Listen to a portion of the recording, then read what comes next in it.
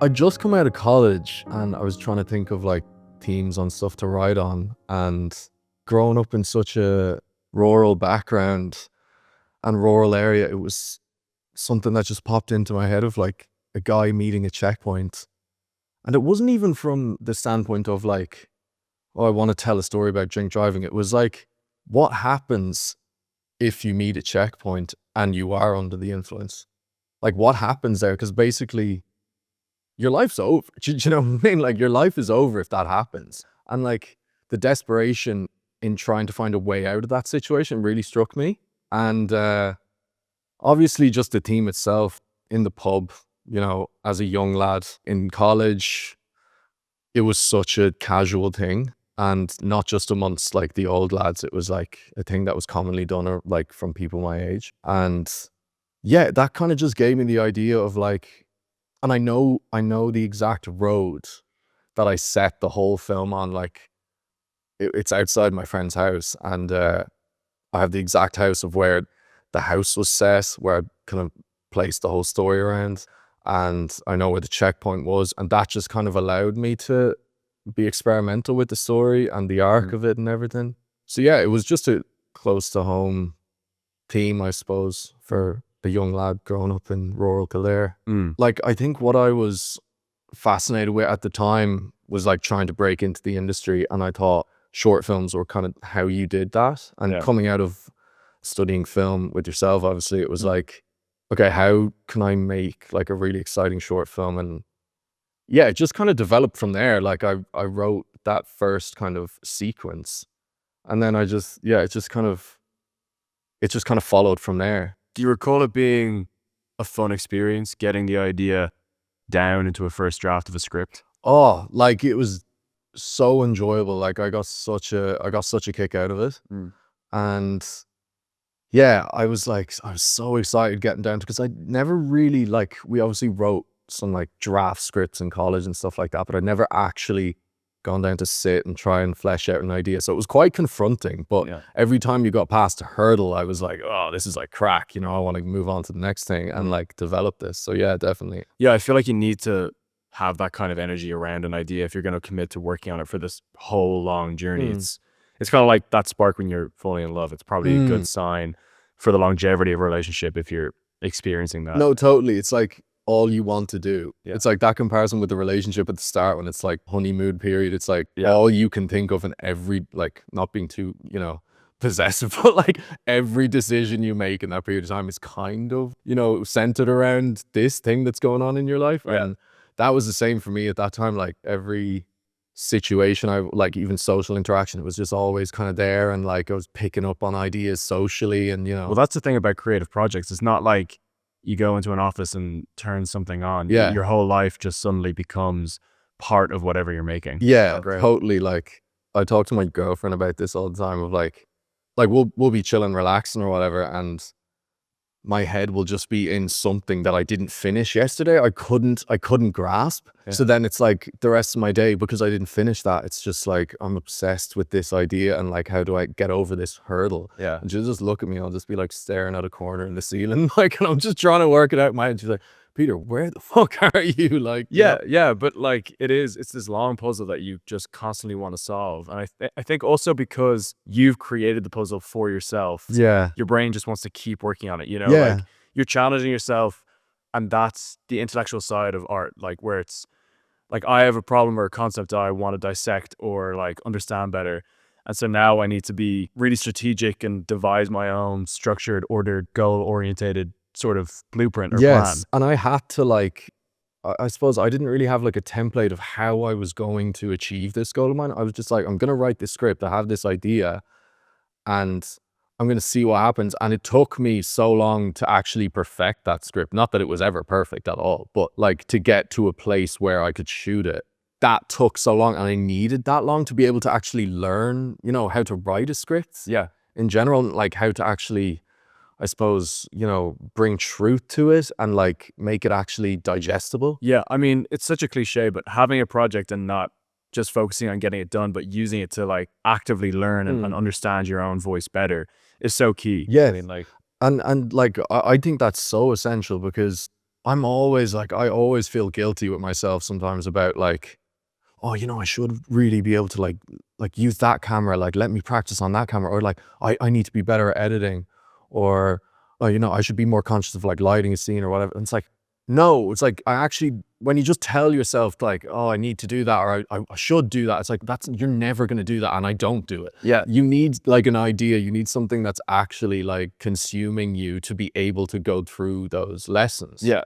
Yeah. Because you're confronting yourself and your own creative vision more so than just a lack of any technical skills. Like, I think for directing, it's the abstract stuff that you can't really learn or practice until you're doing it. That's probably more worth putting your time into, like, collaborating with different departments, or how to bring people together and get the best out of them. Totally. And like being a leader is like, that's for me, it was the biggest takeaway from shooting Remnant was like, you don't need to know everything. Like you don't need to, I don't know how the sound people do their thing, or you don't need to know like how the DOP is gonna handle his team, or manage the room or light the room. It's like, you just need to know what you want and like your vision, and then you can communicate that with them and work as a team to collaborate and achieve that. Like, I think I thought so much before this that I need to like have a handle on everything, and like if I'm not, if I don't know every single little tiny technical detail about everything, I can't run this ship. And like, that's like the most false thing ever. And like, I was so glad that I took the leap to be able to like, no, I know what I want. I don't know how I'm actually going to get it, but I'm going to build a team able to do that.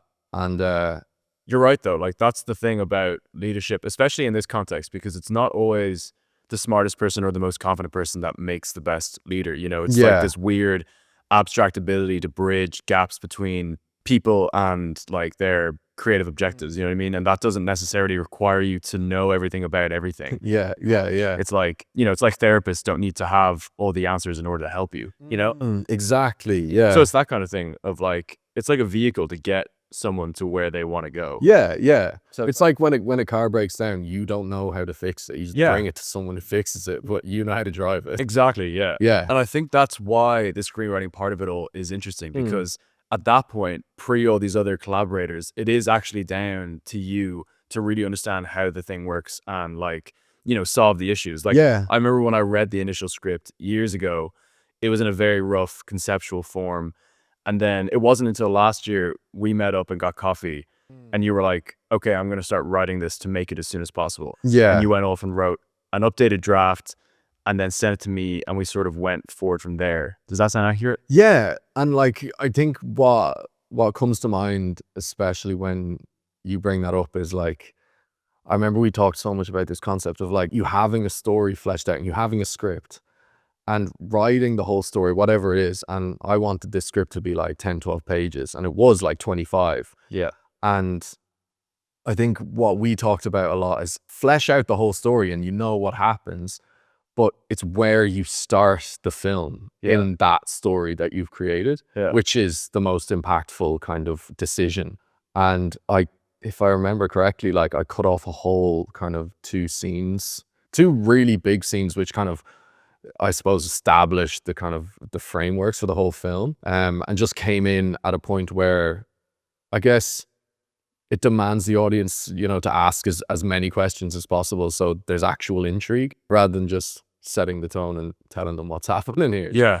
I think there's such a benefit in learning to start your story in the middle of what's happening, for sure. Yeah. But I also think you have to work your way up to that. Like, I remember the major change between those first two drafts of the script were when you just dropped out the whole first page with the backstory and in the pub and the lead up. And that made it for the audience, like you say, so much more engaging. But, for you, the writer, I think you needed all that to begin with to have a very clear sense of who your main character was and where they were coming from, and then sort of peel it back and get rid of all the excess to make it, 10 times better. But it's the whole thing of like less is more as well. Like the more, even in the edit, like I figured out how much every scene and every moment in the film just needs to fight for its life.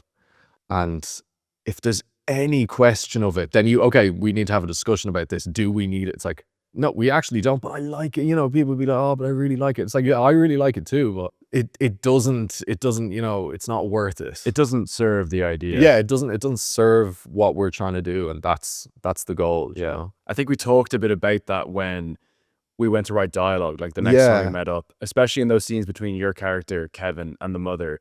Because at the time, I think it was a lot of stuff that didn't really need to be said or didn't relate to the story at hand. Yeah. And was sort of just written down to support attention that like hadn't been created yet through other means like performance or lighting or set design. And I remember even just us reading the scene back and forth to like hear it as a real conversation seemed to help a lot. Yeah. And then you sort of, I think you went on again to craft it further and take it to the next stage. Yeah, and kept some surprises from you. Yeah. But yeah, to that idea as well, I think it's like, I think what we got in the final edit as well, in taking out some of those lines, I feel like there was some of those lines that just could be done with a look, you know? And there was so much more in the air that was more important than the lines that we deleted, you know what I mean? Yeah. So it's like, and that's what I'm so interested in now is like, I suppose more kind of casual dialogue. Yeah. But I think you're inviting that to happen when you work on the structure of everything else around those kinds of dialogue heavy moments. Yeah. And so like the conversation itself doesn't have to hold the whole weight of the narrative. It can be sparse and poetic. And yeah, like I always do this when I'm writing something as well. It's like I use a conversation between characters like in the script of the story to sort of try and understand what the thing's about, you know, like what I'm actually trying to say. Yeah. Which I think is a helpful tool. And like once you make those structural changes, that's when the less is more concept makes sense, because you feel like you can refine the dialogue down into a naturalism kind of state without losing any of the context, you know, or like the work that it's doing to keep an audience engaged, because it's, you know, it's not the only indicator. It's like, yeah, it needs to feed off something. Exactly. Yeah. Yeah. Which I think you got that down to a pretty great state by the end of the whole production. I mean, but maybe actually before we jump ahead, how was that experience transitioning from the screenwriting stage to the pre-production and the production stage? Like we were right up to the wire. Like we were writing, like I remember we had our final pitch for Wicklow, and we have that pitch, and we literally come out of that pitch and we're chatting. There's a few executive producers there. And this is you and Connor, your producer, right? Yeah, me and Connor and Philip Murphy and Tino O'Reilly, we just come out of the pitch, and you know, I was like, look guys, there's, you know, a few things with the ending that I'm, you know, experimenting with. What do we think? We literally had a chat in the car park and we thought of the whole kettle idea. Right. No spoilers. But like, yeah, we thought of that whole kettle idea, and we thought of, you know, how we'd execute it. And but before that, it was going to be like a knife, or, you know, it was going to be something so generic. But then we were like, wait, the kettle before, and she burns her hand. It was like, it all just made sense. Yeah. But yeah, just to like establish that, it was so right up to the wire. And then I think we got the funding like the next day after that from that pitch, and we were shooting 2 weeks after that. So it was like right up to the wire. And like even like we didn't know we were going to get the funding, of course, but we were shooting it anyway. So we had just planned these dates. We're going to shoot it. We don't know how we're going to get the money. We don't know what we're going to do, but we're going to pull some strings and we're going to get it done. And yeah, then it was right up to the wire with casting as well. We got Will Sunderland, Denise McCormick, and Fiacra. Did a few kind of rehearsals and had a few calls with them about everything. Showed them the set. And yeah, then it just got to the 3 days, and luckily we packed everything in. But yeah, that pre-production stage was very hectic, especially because the set was being constructed as well, and like there was certain in the actual like architecture of the room, like it needed to be like, I remember he started constructing, and I was like, wait, no, I need it to be like this because this is how, and then he was like, wait, okay, yeah, you know, I understand, I get that. Yeah. But yeah, I remember that period, like we were texting back and forth, I think, for like 3 days nonstop. Yeah. And every hour there was just another major decision. Like, yeah, you know, here's a few self-tapes of some potential cast, and here's the designs of this entire house that's about to be built. It was so overwhelming, just especially because I was, you know, I was also trying to, and I had the character in my head, but because I was acting in it as well, I was like, it was actually good for my acting, I thought, because I had just no room to question myself whatsoever. But I was trying to, like, you know, put aside time for like my own prep, the role and stuff, and there just wasn't any time for that. Right. And it was like my prep in a way was me writing it for how many, you know, months or years or whatever. So I was able to just draw from that, and that was great. But yeah, it was so hectic, and yeah. When did you know that you were going to be acting in it? All the time. That was kind of the non-negotiable, I suppose. You kind of wrote it as a thing to perform for yourself. Yeah, right. Okay. That's where it was from. Like, I don't know. Yeah, I didn't always think I was going to direct it. Funnily enough, I was just kind of like obsessed with acting at the point, and then I was like, how can I act? How can I do more acting? And that was okay. I'll just write my own work, I guess. Yeah, and I was like, I liked writing. I didn't really have that much of a dying passion for it, as I do now. But yeah, that it was literally just a vehicle for that. And now, like, I remember something you said actually to Peter McGann in another podcast you did, was like being open to other, I suppose, roles or opportunities that present themselves to you. And how do you react to that? Like, do you reject them? Do you reject possible openings and windows because they go against what your initial dream was? And yeah, that's what I was trying to do, I suppose. I was trying to like just be as open as possible and write the script and, give it a go. And then when it comes to it, how I wrote it, I was very visually, it was from a visual perspective. So it came down to it, and, we were getting people on board on funders and stuff. And I was like, wait, no, I need to direct it. I couldn't hand this over because it was so visually kind of embedded in me. Yeah. I think to your point, those decisions to flip into a whole new role that you never expected to take on, it's hard because it feels like you're redefining yourself by whatever that job title is. Yeah. But I think in terms of making art, or maybe like any creative project, it's not really about the medium necessarily. It's more about the idea and getting that to a final product. And like, if I need to learn how to edit or fucking code or whatever, it's not me changing jobs or identities. It's just me trying to make this thing. Yeah. Do you know what I mean? Exactly. I totally agree. I totally agree with that. And I think as your friend and someone who was close to the project, like what I noticed you really excel at during the production of the film was being able to bounce around all these different modes, but still, I mean, we've talked about it a little bit, but like, look to serve the best version of the idea at all times, rather than hold on to any old way of doing something just because you wanted it to be that way or for an ego's sake or whatever the case may be. It's funny because naturally I would feel like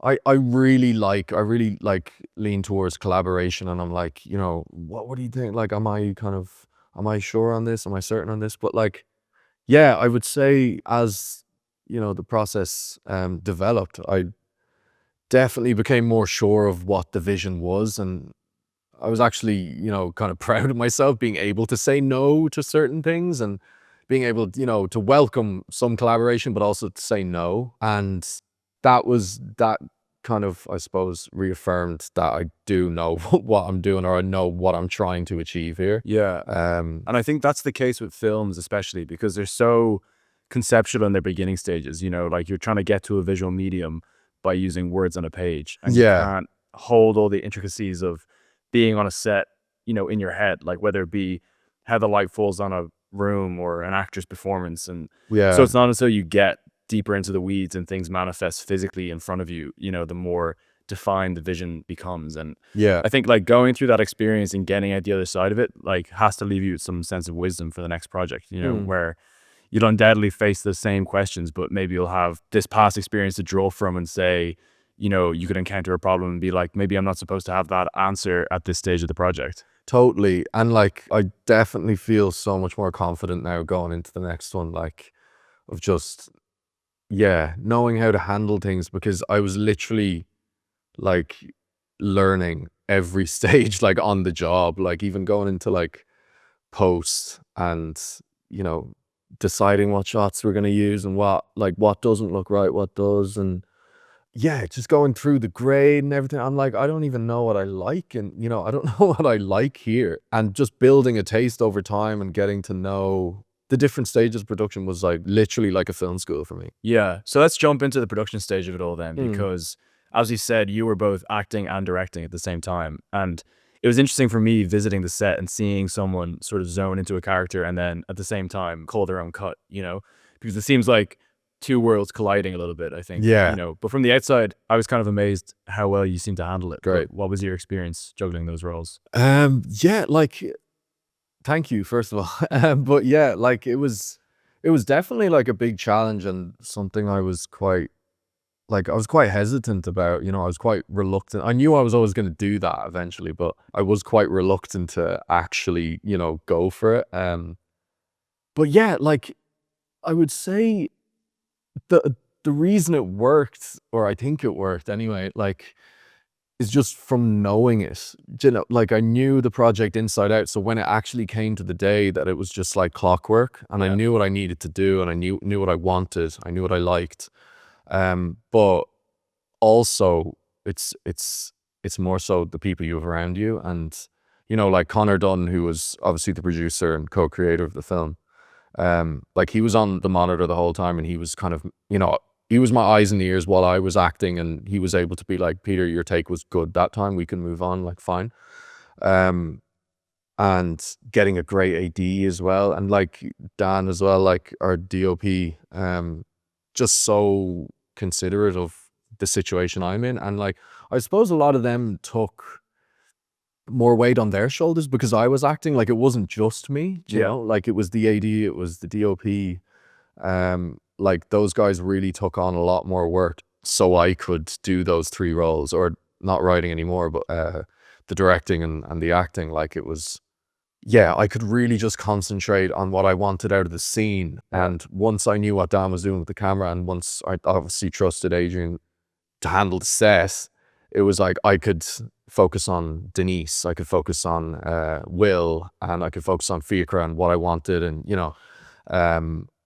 and yeah, that it was I suppose it's just creating the environment that you want and that you flourish in. Yeah, and once again, that's the abstract role of the director. Like there is no manual or rule book for that kind of stuff. Yeah, really, because it's not, like there is no rule book for how like sets, like not that I've, done many projects to know what a normal set is, but I'm sure there is no normal set or like how it functions. It's like every set has their kind of own rule book. Because you can be anywhere, like you can be in a field, in a basement, in front of a green screen, and so you have to adapt. Yes, and it's such a test of kind of relationship and connection you have with the people that you work with. Is the work is going to come from that, and if you don't have that, it's like that is the base which your film is being made on. So if that's not working, then you got to look elsewhere, or you got to question it for sure.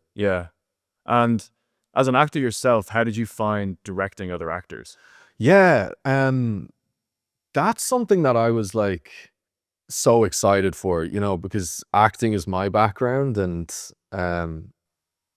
I was so curious in finding ways of directing actors, and not just, I suppose, I like, in my experience, I don't really respond well to, I don't know, like directors just giving you, oh, I need more anger, or I need more this. It's like, I kind of spent a bit of time trying to find ways of communicating to actors, and there's not just telling them what to do or what you need more of like creating abstract ways of communication in which they respond well to, and that it just lights a spark in them, or it doesn't, and both ways work, so it's almost like tricking the actor into thinking that they're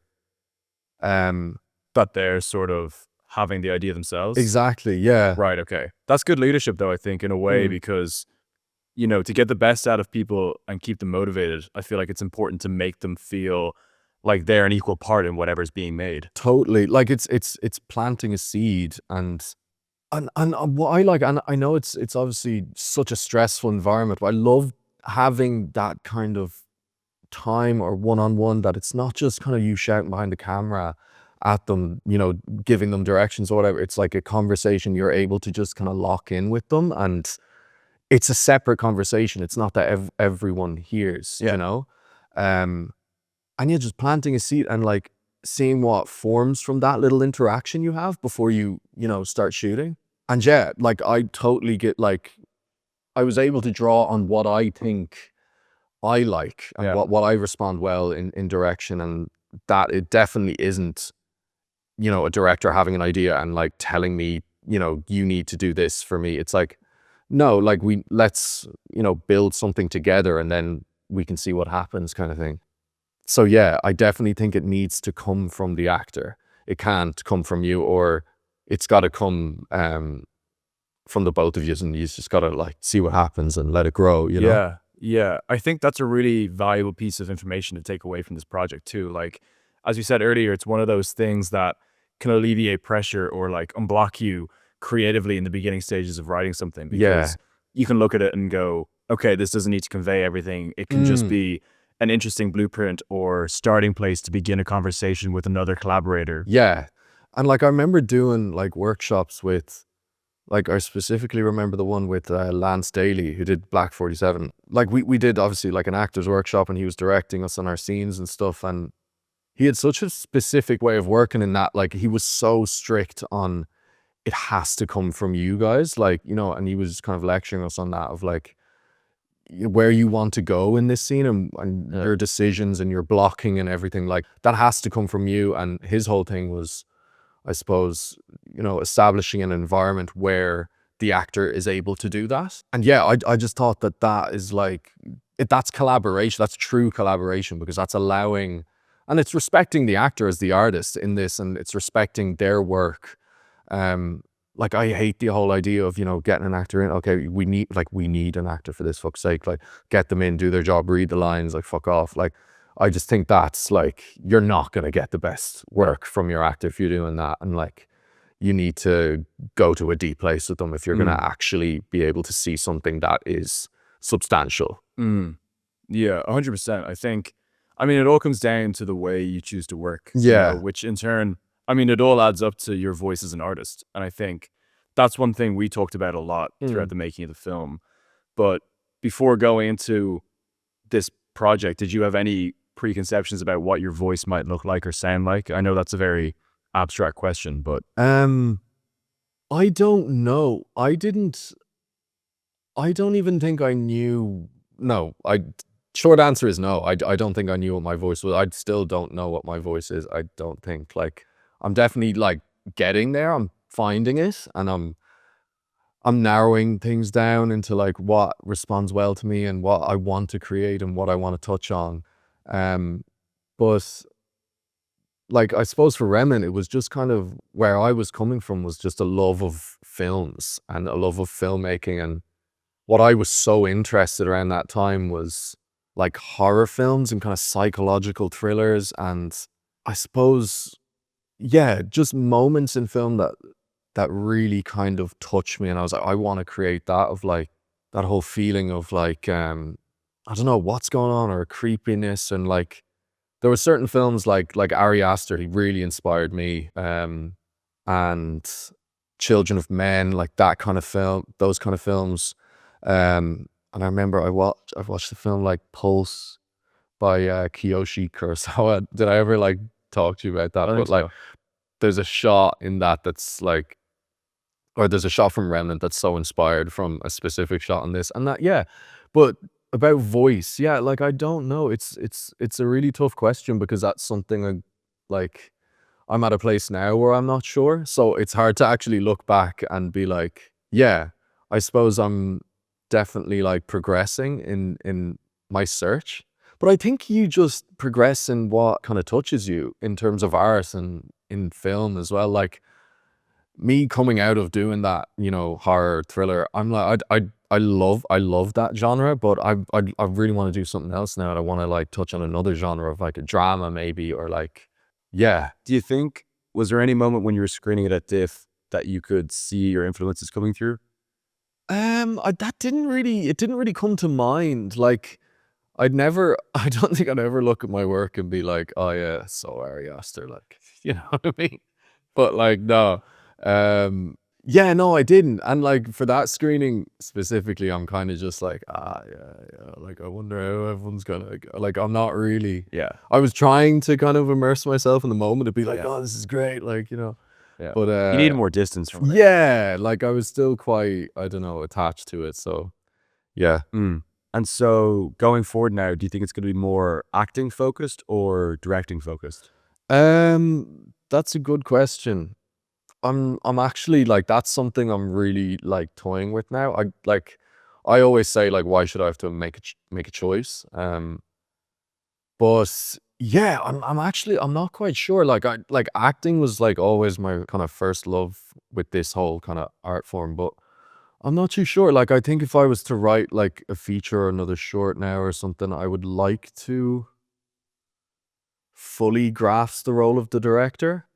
And yeah, maybe because I was acting in this film, I wasn't able to actually properly indulge in the experience of being a director on set because I had so many other things I was worrying about. But in terms of my own art, maybe directing. But that being said, like I write a script and then I'd be like, oh no, I need to play this role, you know? Because it probably will have so much of me in it, you know? Yeah. But yeah, not sure. Great. I suppose then just to wrap it up, is there any advice that you can think of for maybe someone in the position you were in before you began this whole process, who's looking to make their own film and sort of start on that whole journey? I suppose back yourself, like, yeah, have that belief in yourself to carry through with it, because I was so unsure of myself and like, yeah, it was just a nervy time. And I think if you actually just put your mind to it and just trust your skills and trust what you've got in you to deliver, then it's going to be grand.